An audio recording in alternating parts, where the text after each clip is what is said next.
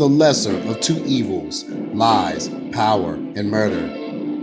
The 2016 presidential election by Michael Hedges. This is the worst presidential race in history. Mr. Big is a bigot. Donald Trump is a lying racist that constantly says the most heinous things to just about everybody.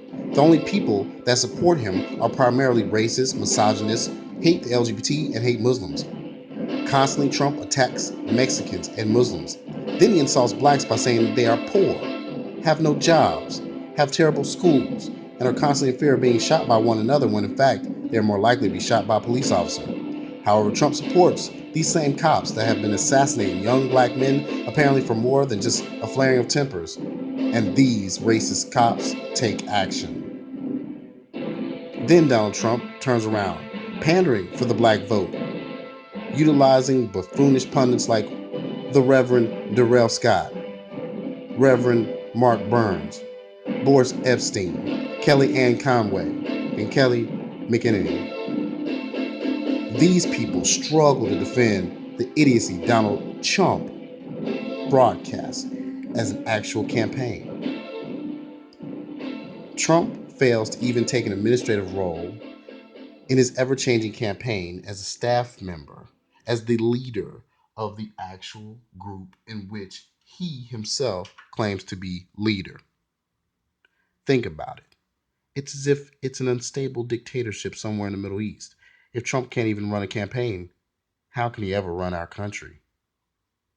Hillary Clinton, aka Queen Hillary I, has been self-indulgent and sinister since day one when she supported Barry Goldwater, who wanted to repeal the Civil Rights Act of 1964. Bill and Hillary have been in operation for decades, treating America and its interests as means to increase their personal income and power. The New York Senate seat was just a space filler. Clinton did very little. In Haiti, as Secretary of State, instead of representing the United States of America, Hillary Clinton represented one greedy woman who got her brother on board with VCS, the American mining company that arrived in Haiti shortly after the quake when gold was discovered. Benghazi was a lie. Clinton tried to retract. At first, Clinton claimed it was a random act of terror. Later, the truth came out that the State Department was aware of the threat but did nothing to prevent it, and 4 Americans were dead because of such poor administration by Clinton. Then there were the pay-to-play bigwigs, including Donald Trump, who had either donated to Clinton's 208 campaign or donated to the Clinton Foundation, which has laundered millions. From a Saudi prince that owns half of the Fox network to a Venezuelan business tycoon who embezzled millions from the U.S. to supposedly help the Haitian people, to a Lebanese Nigerian billionaire who supported one of the most terrible, heinous dictators in history. We see the type of people the Clintons truly do business with. Clinton then panders to black people with smug remarks like hot sauce, the comment with Charlemagne the God and Nancy G, even though Clinton refers to black males in the inner city as super predators. At least that was the case in 1993.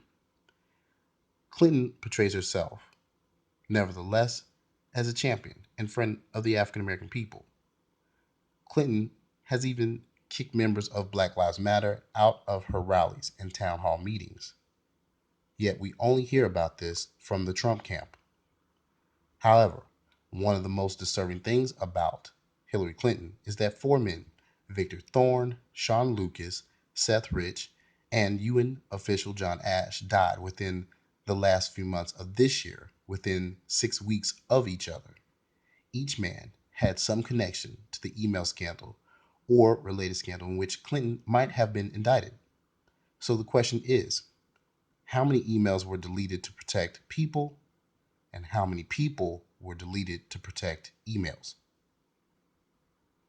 From the Clintons brokering the purchase of a Canadian uranium company by a Russian company now known as Uranium One that owns land in Wyoming, to the Clintons' support of a natural GMO Monsanto food products, to the fraudulent nature of the Clintons' partners.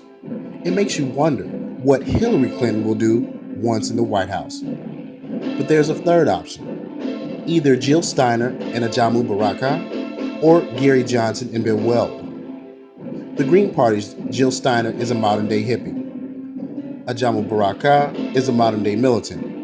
Although such attributes represent strengths, this is not the 1970s, and things are far more complex than these two portray politics to be.